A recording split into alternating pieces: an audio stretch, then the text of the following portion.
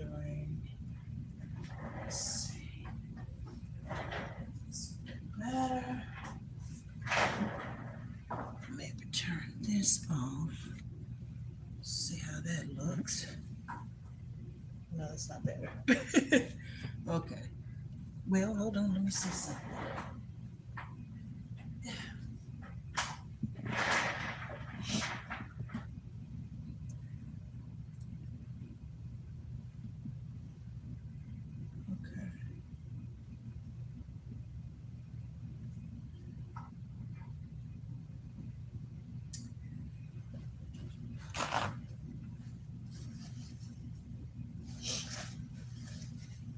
Okay. I'm not going to wait on people to come in. You can tune in and watch this if and when you get ready to. Um, let me turn this light back on.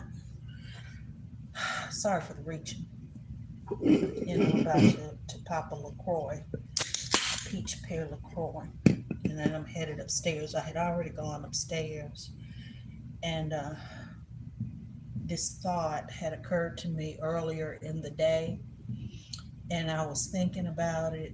And I was like, I'm making a video. I'm making a video. Okay. I am not without compassion. Okay. I'm Black American. Just out the gate to start us off. I am not without compassion. However, pity parties don't work for me. Um, this TPS ending and the 350,000 Haitians that are having to go back home, and then I'm seeing videos where some of them have self-deported and gone back home. Uh, and there was a video that I saw today where a woman was back in Haiti and she was showing what the conditions were like. Now, I don't know if this is real or, because some stuff you see on TV is real, some is not. But this person supposedly had lived in the United States for years, but never did go through the process under TPS, but never did go through the process of becoming a legal citizen, um, and ended up being deported back home to Haiti. And she was showing the conditions like that where she lived, and she was saying this is where we cook food and showing what it looks like. And I don't know if that was supposed to draw pity and sympathy or what. But when it comes to conditions, a pity party from Black Americans, that doesn't really work with us. We are not that many generations removed from chattel slavery. And even outside, once slavery ended, there was still Jim Crow. There are still sundown towns in the United States. Y'all are here. Some of y'all that are here, and you've been here you brag about being here many years. You see what's happening. There are places in the United States called sundown towns where Black people, melanated people, are not to be once the sun goes down. Okay? That's what we deal with living in the United States with the beast. I'm in text. Get mad if you want to. If that makes you upset, throw your Bible away. Okay?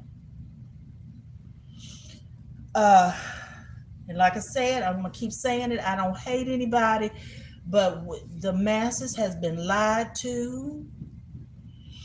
And if you want to get upset with anybody, get upset with the elites and these people that have altered text and placed the world under lies that they're going to get a rude awakening from. Get mad at them.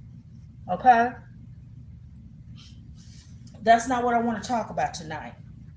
But this pity party, black Americans are the wrong people to come to for a pity party. Let me tell you something.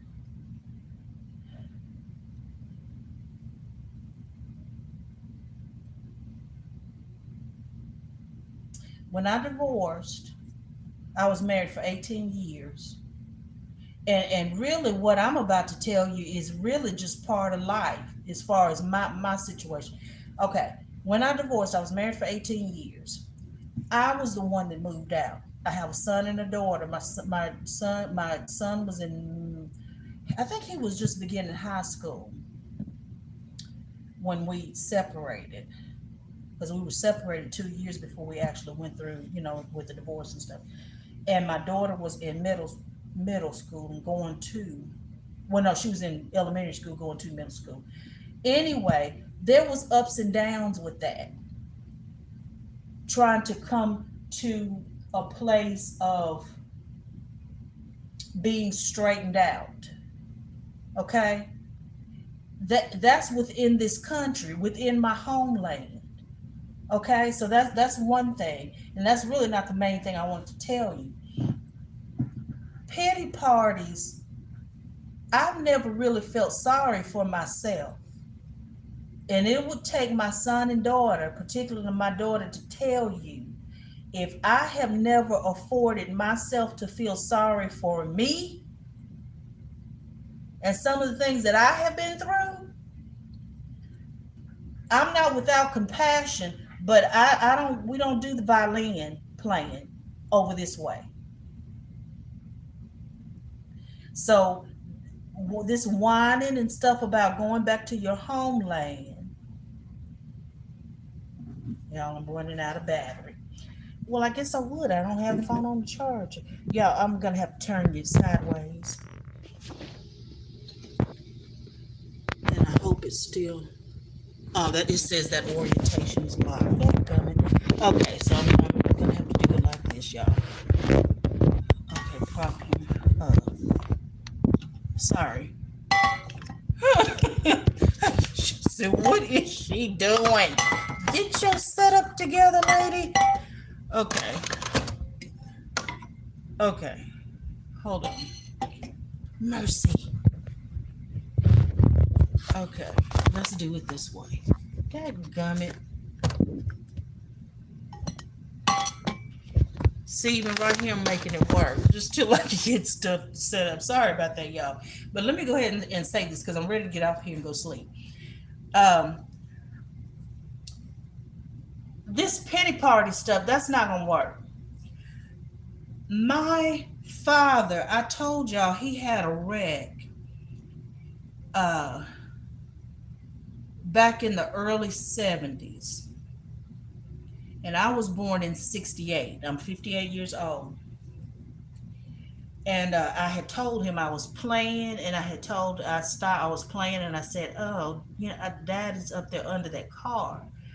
I was being shown. I'm a seer, okay? And sure enough, he got on a motorcycle and went up the street and went under a parked car. And the ambulance had to come get him out from under there. He was in the hospital for 2 weeks. He's saying that he's passed over now, but not from that injury. He lived a long time, honey, and died a couple of times.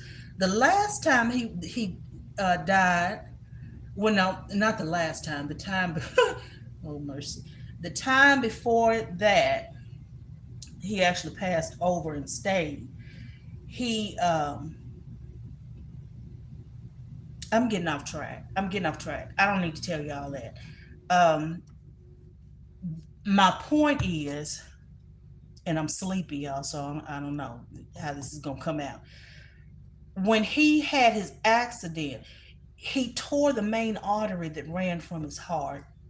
He said he lived in the hospital 2 weeks before they even addressed that. That's impossible. I'm only telling you what he told me because I was a child and I don't really remember it. But um, But that was probably even the medical care, even the medical care we get, immigrants that have been over here a while. You've seen the videos where pregnant black women go to the hospital and have all kinds of trouble getting signed in just to have a baby in all that pain. You've seen that. Now, I didn't have that experience, okay? I didn't have that experience. I got to tell the truth about that. I didn't. Okay? So, my point is with him and not having that addressed, it was just meant for him to live. They finally did address it. He went home. Here's my point, that during that time was the only time my family was on public assistance because he couldn't work. My father, and I don't know, y'all, everybody has to tell their own story. Y'all can be ashamed of y'all's ancestors and people if you want to. I'm not. I'm proud of mine. Like I said, my father's from Mississippi, my mother is from Alabama. uh, he had to quit school to work in the field. He came from a family of 16 brothers and sisters. And he never did learn to read as a child. When he grew up, he didn't even pass his driver's license test. They took him in the back and talked with him, and somebody out of grace just went ahead and gave him his license because he couldn't read. But that man started taking GED classes. I remember even as a child, and I don't want to start crying on YouTube. I remember my sister and I, we would be getting our baths and stuff, getting ready for bed. And it would be like early evening, and daddy would work and then get off work and then go to his GED classes, learning to read and stuff. And then from there, his main thing he wanted to read was the Bible. Okay. So as a grown man, he pursued that. He learned to read. This man that dropped out of, that had to leave elementary school or middle school, whichever one it was, to work the field with the family. He learned how to read, like I said, as an adult. Had me and my sister, and he actually has another daughter from his first marriage. Um, he worked at a beef boning plant here in Nashville for years, and he was very skilled at it. Okay, but he decided he didn't want to work for anybody. This man who didn't even have a high school education uh, sought out dump trucks and bought two or three dump trucks and started his own gravel and lawn business. And sometimes he would be working on the dump trucks in the backyard and like doing something with the brakes. And, he didn't have any sons. So sometimes he was have me fix him a cup of coffee because he drank coffee all day long. And he would have me come outside because he would be bleeding the brakes on the dump trucks. So I would have to sit in the dump truck. And when he would tell me to mash the brakes, I'd have to mess. So I was helping, I was helping. And then I would also have to keep up with his receipts for tax purposes and stuff. But my point is, the only time my family was on public assistance was when that man could not work. And this was a man with who didn't have an education, who got a GED. He had dump trucks. He worked. Uh, Spreading gravel in people's driveways, doing lawn work and yard work, and he paid the bills doing that. I'm not gonna say there wasn't any struggles. There were struggles, but he made money. Okay, and he did it his way. These are black Americans now in America. I'm telling you where I come from. Y'all be ashamed of y'all's folks if you want to. I'm not. I'm gonna talk about mine. That's one incident. Nobody handed him anything. When he retired, his third wife, he was helping her take care of her grandkids because the daughter who had the children was out, doing any and everything. He was helping her take care of the grandkids to the point where some of his social security, he had so much social security, he couldn't even get all of it. So it was set up to where it went to those grandkids while they were growing up and they could benefit from it. Okay? Now, my maternal, no, let me go right here. His father, remember I told you he's from Mississippi. His people from Mississippi. Back in, y'all see how Mississippi is today. Way back then, my grandfather, my father's father, owned a store in Mississippi. I only visited it one time. Back then, y'all. I'm talking about the bloodline I come from. He owned a store that our people could come in and go to and get their needs. It wasn't like a big grocery store, but it was like a little mom and pop store. I only got to go one time and visit as a child before Big Daddy passed over. His name was Lincoln Harris. Okay? My grandfather, paternal grandfather, they tell me would do big barbecues for the town. People coming to get food, send them home with food. This is kind of bloodline. Come on, Black American in our homeland doing what it do, making it work.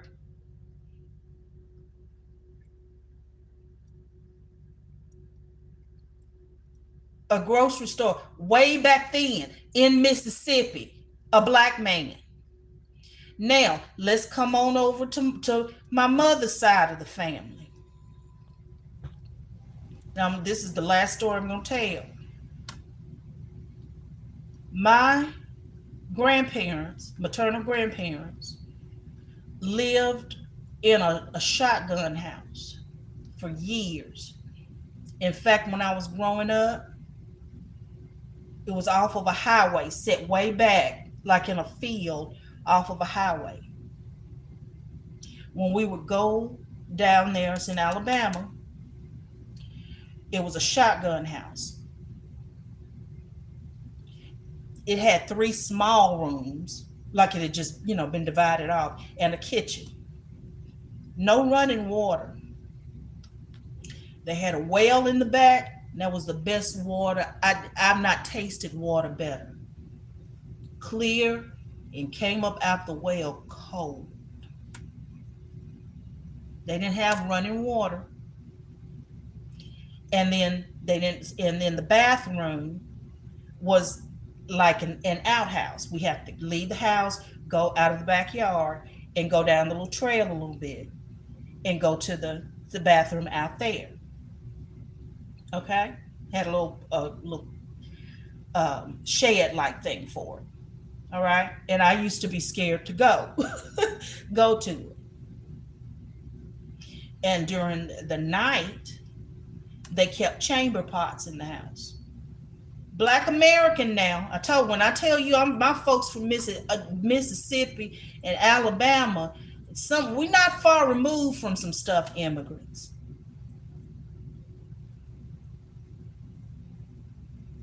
And my grandfather managed some land. I told you, for a Jewish man.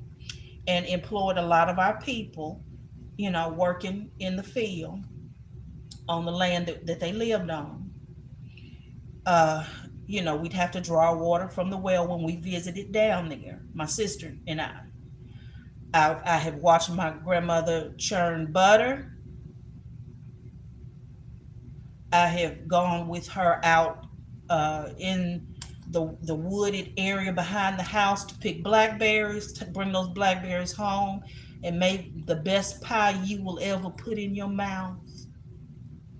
But my grandfather worked that land, employed other people to work the land. I remember sitting on haystacks in the middle of a field as a child, eating ice cream and Jolly Ranchers with my natural hair piled on top of my head, sitting in the sun. Like I said, they lived there for years in that shotgun house. They'd have to they had a little heater that they'd have to put wood in to keep it warm in the winter. My grandmother cooked on a wood stove. See, y'all acting like we've had immigrants, like we've had it made for generations over here, and some of us have. But I'm telling you where I come from and why I don't do pity parties. I'm not good with pity parties. During that time, for years, and I don't even know if anybody knew it, my grandmother was saving money from working in the field. My daughter calling me, y'all. I'm gonna have to call her back.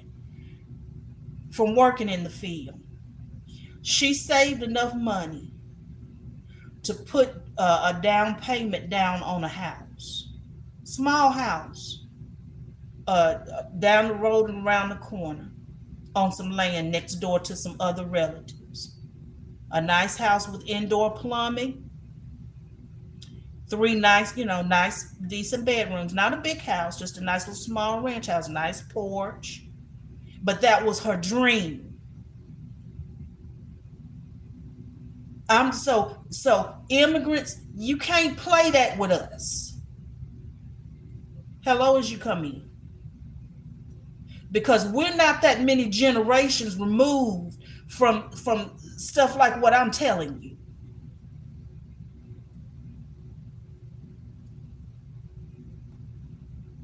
The shotgun house, there wasn't any air conditioning in there. No AC and no heat and all of this stuff. Like I said, she cooked on a wood stove. They had a heater right there in that front room. And they had to stoke it with wood, had to chop wood, all of that stuff. Okay? And my grandmother over years saved enough to put a down payment on a house. And that house, when she passed over, my aunt took up the notes on it and she paid it off. And her daughter, one of my first cousins, lives in the house today. So these pity parties about going home, I'm one of the Black Americans you're going to have to miss with that. Showing me the shacks and making videos like we supposed to feel sorry for you and all this stuff. In the meantime, we living in Babylon with the bees, been over here with the bees. We still having to watch our backs.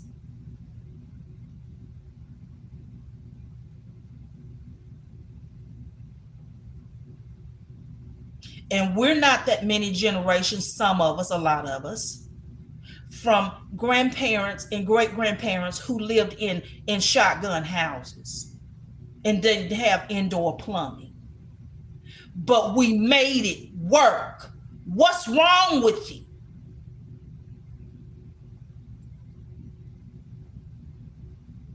Y'all are not y'all's ancestors. You get mad, you may as well be happy. Y'all brag about this 1804 deal or whenever it was. Y'all brag about those ancestors. Y'all aren't them. My folks, my ancestors, baby, we still here. That's all I wanted to tell you. So that whining and violin playing and stuff, that does not work over here. And I am not without compassion. Go home, build your country, and reclaim some of that fire that your 1804 or whatever ancestors had, because y'all lost it. But I'm going to say it again. My folks, we still here.